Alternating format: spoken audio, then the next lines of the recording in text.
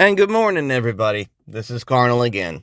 Now, this brief morning thought, which is honestly what these are sometimes, comes from an experience from a meme that I saw last night where apparently some doctorate botany science lady who's obviously taking a major and or minor in gender studies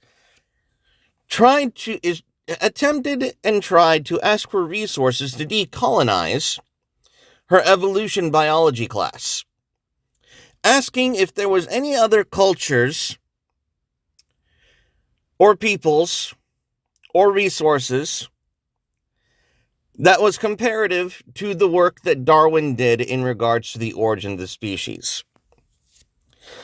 Now, for those of you who are already laughing, you of course know that there is none. It doesn't exist. The work on the observation of traits and the development of them in creatures and animals in this world that Darwin endeavored to make was not replicated anywhere else in the world. That's part of the joke. That's why the meme was posted, so we could look at this idiot and laugh at them.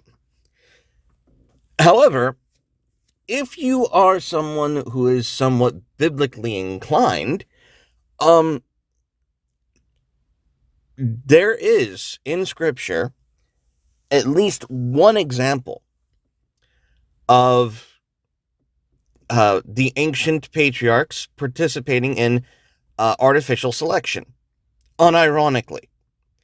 And it was an interesting thing that me and the wife got to look at and discuss, and not just artificial selection, not just what you might call herd grooming, or herd breeding, selecting for different traits. And the story is actually in Genesis 30.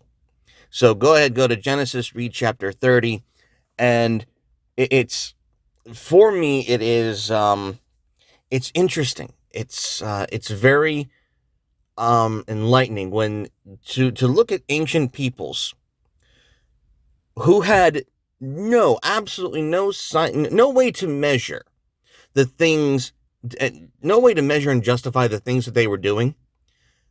But if they were obedient in doing these things, it would help them maintain their land, maintain their food production, maintain their flocks, and they had no way to measure these actions and make sure that they were, valid and true. They just simply did it. They were commanded to do it.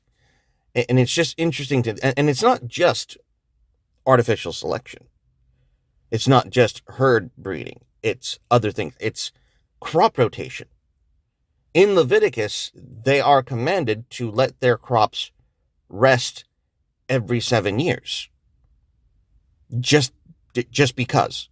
It was a Sabbath of the land. They didn't know what crop rotation was. Yet they were still commanded to do it, and yet if they were obedient to it, they would reap the reward and regenerate their land. And those are just two examples. There's plenty more. Maybe I should make a series going over these things that the ancients couldn't have known, but if they'd obeyed, we with modern technology can go back and verify and validify, which would be an interesting project.